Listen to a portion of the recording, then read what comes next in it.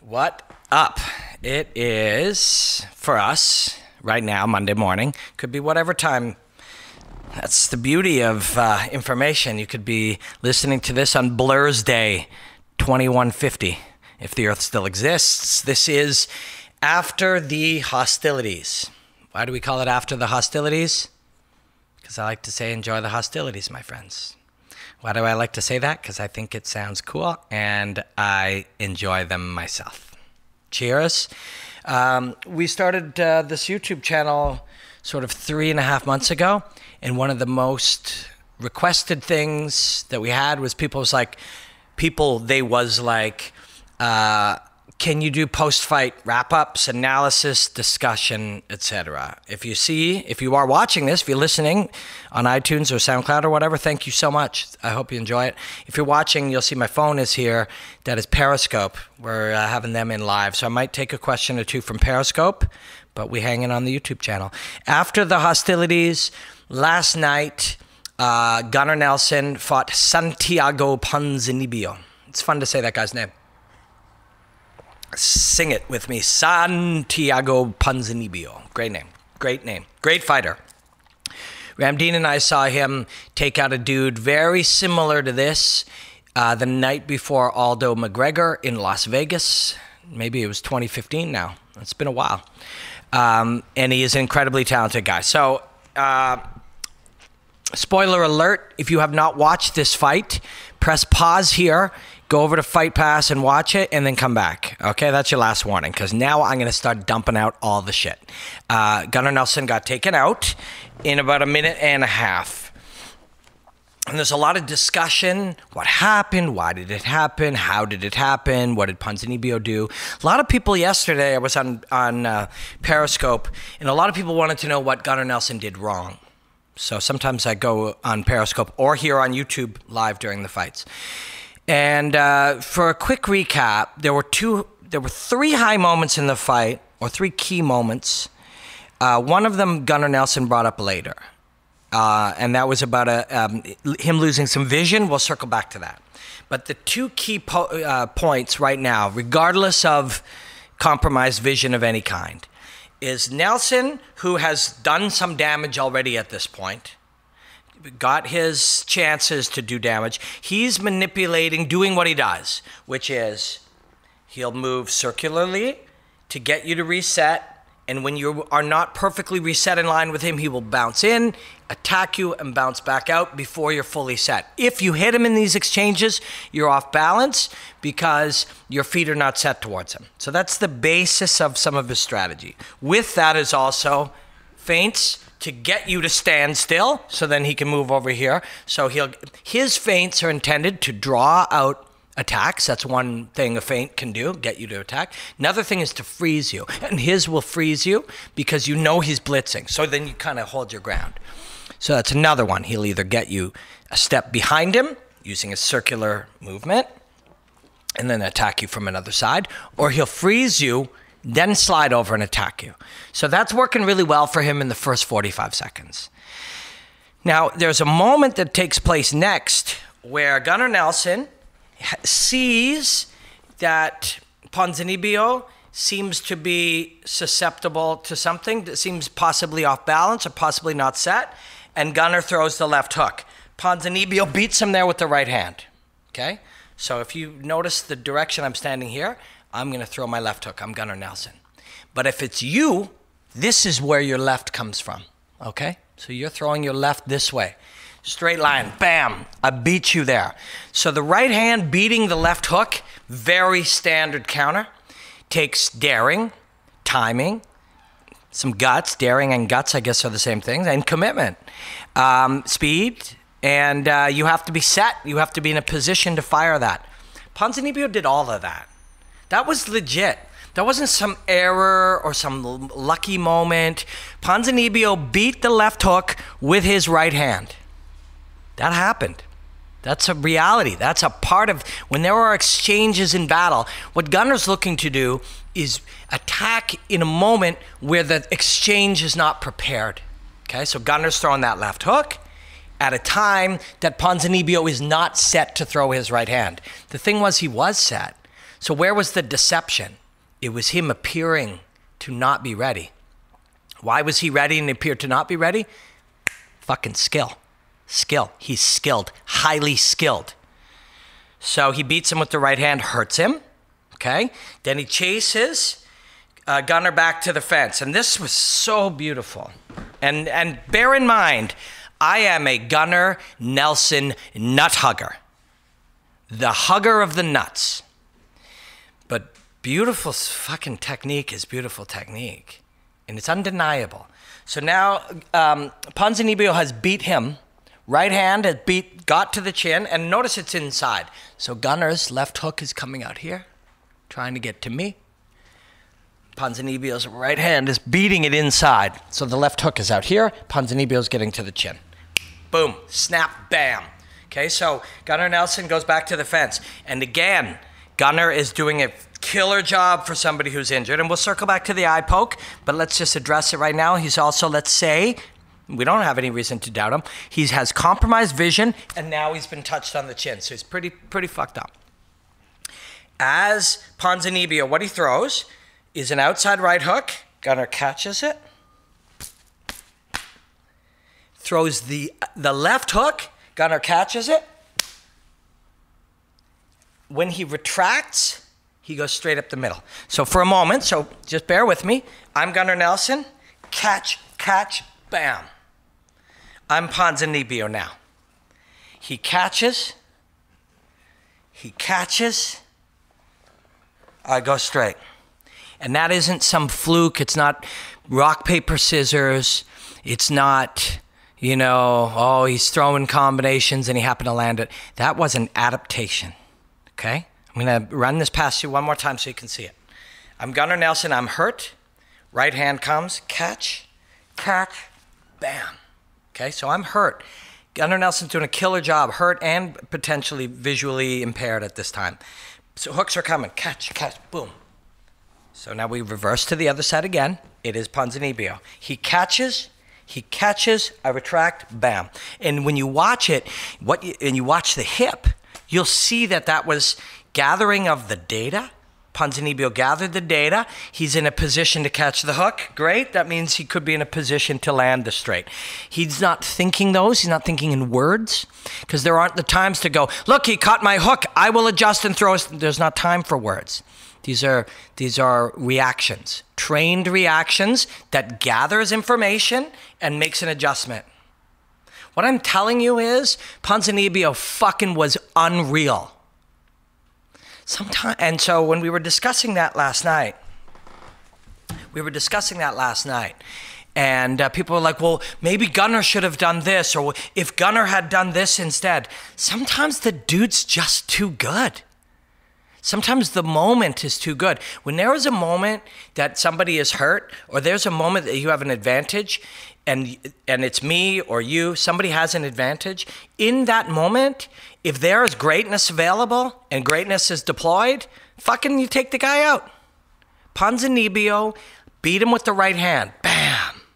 Then backed him up, and then adjusted in the moments where he's catching hooks. With the straightest punch you've ever seen. Bang, retract, straight. The straightest, and it's all hip. It was real. That's real. So now, let's ignore this eye poke for a moment. Okay? Let's ignore the eye poke that's been discussed. It's there. Gunnar's not a liar. He's an honorable martial artist. He was poked in the eye. That's great. So we're going to address it in just a second. But during the discussion last night as we were watching this, and we're seeing that happen in real time, and I'm discussing it on the stream here on Periscope, people are like, well, if Gunnar... Sometimes there's no if. Once you're dinged, the guy has an advantage. Some people use it think of it in terms of frames. So if you slow down a movie, or an old school movie slow, you see frames. The moments in time. See those moments. If you're a couple of frames behind on a guy due to injury or something happened, or he just starts getting out front of you and you're a few frames behind on adjustment, and he does the right thing, you're done. So that's real.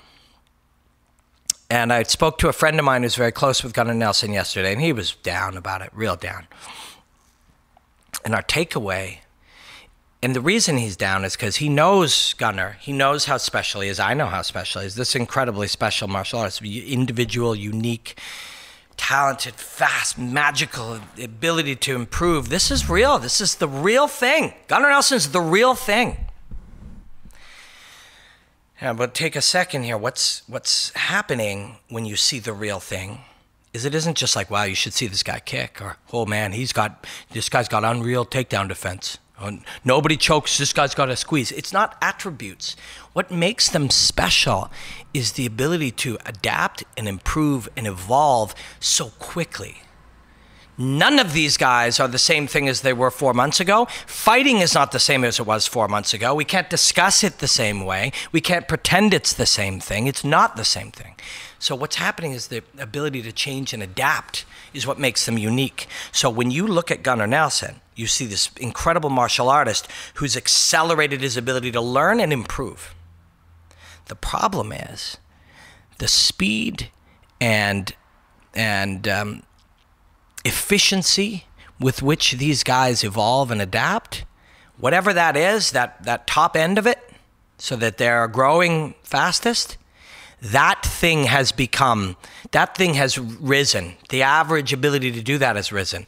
So Jimmy Rivera, and I just picked somebody at random, a name at random, Darren Elkins, Stephen Thompson, Cynthia Calvillo, it doesn't matter who you pick. The ability, the speed with which adaptations occur in a training, learning, evolving fighter, the median level is better, right? So how can we compare that? People 5 years ago would be like, oh man, the double leg, she shot the double, took him down. Why doesn't that happen as much? Because the average median level of people's ability to not get immediately taken down on the first or second effort has risen. With that, also what has risen is the speed and ability that they gather and are able to deploy new information. So what I'm saying is all the fighters are growing this quickly now.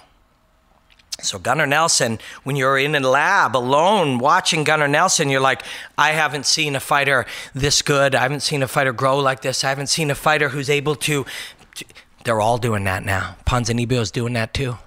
Ponzanibio's doing that too. Kelvin Gastelum over there, he's doing that.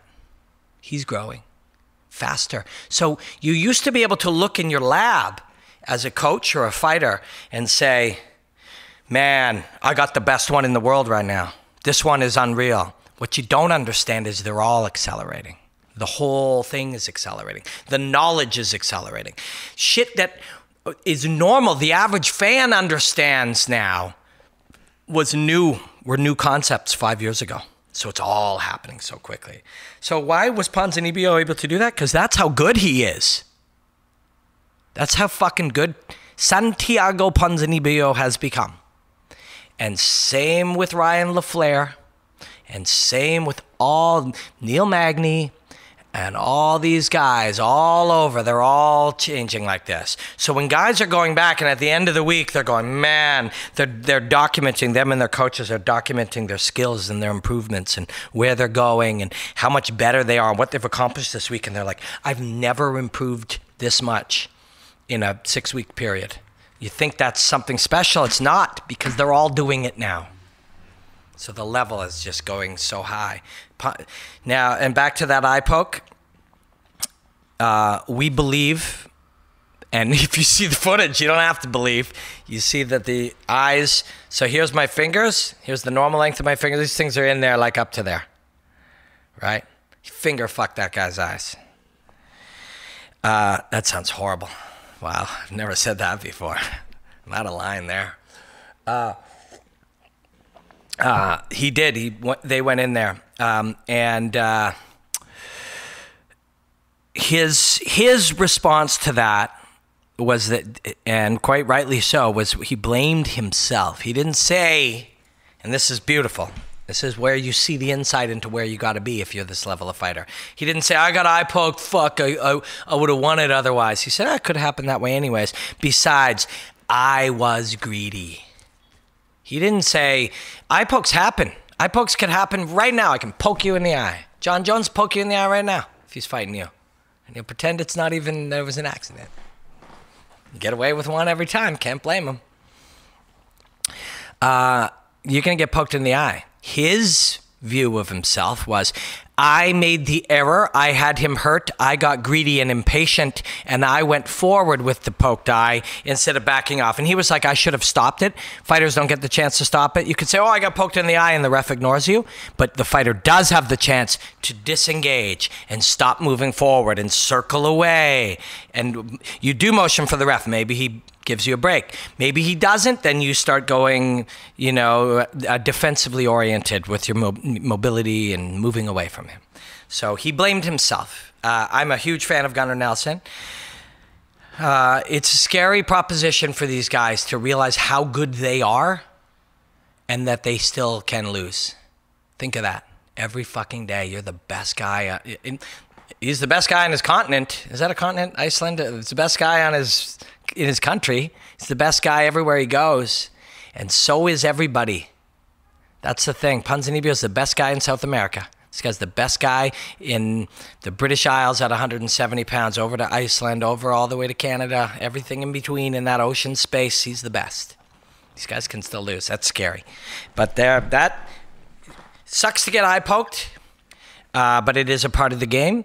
I'm glad Gunnar didn't blame it on it, but he did question it. And he still, even when assessing the eye poke as a part of it, he blamed himself, his reaction to the eye poke. You can't control whether you get eye poked. You can control how you react to things. You can't control if your girlfriend's mad at you. You can control how you treat her when she's mad. You can't control if something bad happens to you at work. You can control how you react to it. And that's what he was looking for. But all the credit in the world goes to Santiago Ponzinibbio. Beat him with the right hand and that beautiful adjustment against the fence. It was amazing. Quickly, we'll touch on a couple others. All week long, we've got stuff here. Look for Ask Robin Black 14, Weidman versus Gastelum. Just a full 4 or 5 good, deep questions for Weidman Gastelum this week. I'm also going to look into Elkins Bermudez. Darren Elkins, that guy's a robot or something wrong with him. He's not normal.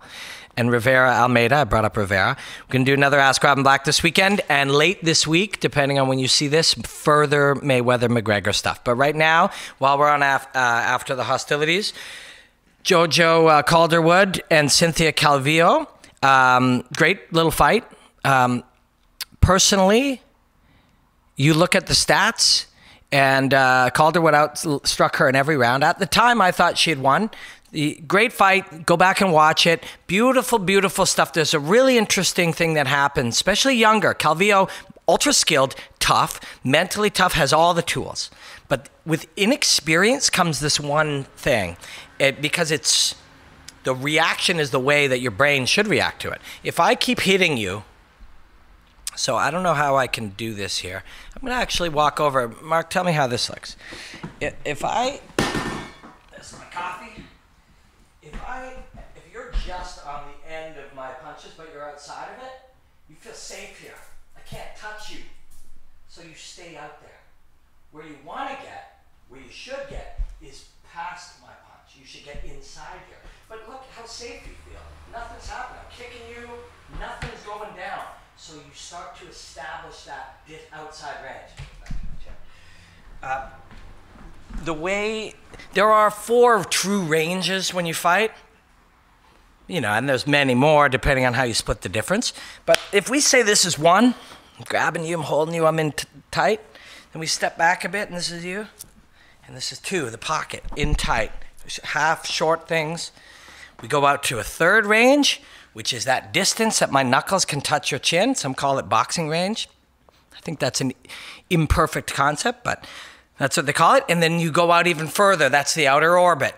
In boxing, they may call that the outer orbit. In boxing, they actually call it the tight circle, that knuckle range. Then you go out one more, the 4th range, where I can kick you, and outside that, call it 5th, call it NA. That's where you are no longer in range. Wonder Boy range, right? Wonder Boy can bounce in and touch me and hurt me and go out there safely. Loves it there. The problem, Calvillo was the one chose to be there. And Calvillo had no weapons there. So if we say that the distance of my kick is the 4th longest range, 5 or beyond, there's nothing there for Calvillo. Nothing. She needs to come this way. But it's safe out there. So safe, hang out safe, pop in, boom, get hit, go back to where you're safe. So inexperience, your brain just kind of does that. It's like, okay, I'm all right here. Eventually I'll get her down. And on the outside there, I'm kicking you and I'm punching you. JoJo's piecing her up. And then at about 40 seconds remaining, she'd get a takedown. And the automatic reaction, because we've heard this a lot, we heard the term, oh, you stole the round with that takedown. That's actually not anything to do with the scoring criteria as it's instructed to these judges. There is no such thing as stole the round. You're still scoring those 5 minutes. And when people used to say, I think they stole the round, what they were talking about was a different environment. Everything was even. Even. Nobody has the round. You got a takedown with 30 seconds left. You probably stole the round. That wasn't the case here. Calvillo was outside where she had nothing, and she kept trying to pass through the danger zone of JoJo Calderwood. Calderwood was winning through 4 minutes, and then she got taken down. That's not the same thing. Stole the round was a commentator term that was used to describe it for you when it was all even and a takedown. It isn't like Calderwood's winning for 4 minutes and 10 seconds and then a takedown. That's not how stole the round works. Besides, stole the round doesn't exist in scoring. So I had JoJo winning that fight beautifully, fighting beautifully against what I believe is a possibly more purely skilled, more athletic, tougher fighter with a bigger upside in Calvillo. And I'm a big fan of Calvillo and the way that they're training her and her potential. And let's even say I was cheering for her. Despite all that, personally, the judges got it wrong. And somebody put on here that, so-and-so said the judges got it right. I don't give a shit. It's okay to disagree. It's okay to disagree. But when I'm looking, and I almost never score it. People say, how'd you see that? I rarely even look at it that way. I often will look at it and say, I believe the judges saw this because my opinion is of no relevance to that fight. Zero relevance. You know how much influence I have on that scoring? Bupkis. None. Neither do you. So I often watch it as a coach watches it, and the fighter, if they're paying attention, and maybe they shouldn't, they should be worried about the moments, not the big picture. Coach should be watching it as, what do the judges think? Because what the coach thinks has no bearing. The coach should be paying attention of what the judges are likely to think. I figured those judges in Scotland would pay more attention to the outside striking, and then this, the girl from the British Isles was also the one doing it, I figured. But such is life. And Calvillo is a great fighter, and 6 months from now, never mind 5 years from now, the record books will just show that young, talented fighter who has the higher ceiling of the two won that fight, and that's fine by me. That's fine by me. But people did ask about scoring. Stole the round, I guess the takeaway, stole the round does not exist in the scoring criteria, number one. Number two, if you are winning for 4 minutes and 10 seconds and I pull you down and attempt a footlock, should I get that? No, I won 40 seconds of something and you won 4 minutes and 20 seconds. So last thought for after the hostilities today, Paul Felder is a motherfucker. Saw that one coming. That's a real lightweight.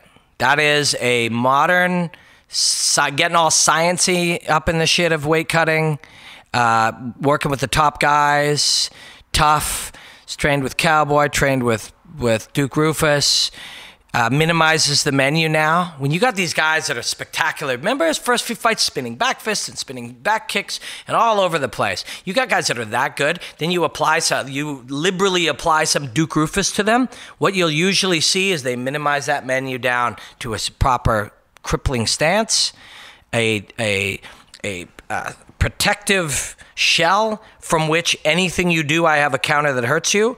And then when you're that much bigger, a dominant clinch. And during the fight, while we were watching it, he was up against the fence. And I kept saying on Periscope I'm like, he's dominating this guy. And you can have your back against the fence and still dominate a guy. Frame out, make space and smash him, find space for the elbows. He was dominating him from back there. It's interesting, there's a guy named Alex Ricci who fought a couple fights in the UFC. And when I was commentating the Score Fighting Series, he was also a guy who came up through the Muay Thai ranks and the kickboxing ranks like Paul Felder did. And it's like, great, you pushed me up against the fence. I'm controlling your limbs. You have both your feet on the ground, and I'm able to control you in a way that I can knee and elbow you. Push me against the fence. It was beautiful stuff. Beautiful, beautiful stuff. But for my money, and I loved that show. I had a lot of fun watching it. I've been going live on Periscope during them, and it's been really fun hanging with people. For my money, Ponzanibio, and you're talking to, go back and watch, I've done some breakdowns on Gunnar Nelson. They've been a great pleasure to do as a fan of martial arts. And he is one of my favorites, but I still think Santiago Ponzinibbio deserves all the credit for that. But that's it. So please check out all week long. We got 2 Ask Robin Blacks and a couple other fight breakdowns and more Mayweather-McGregor stuff. And I will see you guys soon. Until then, enjoy the hostilities.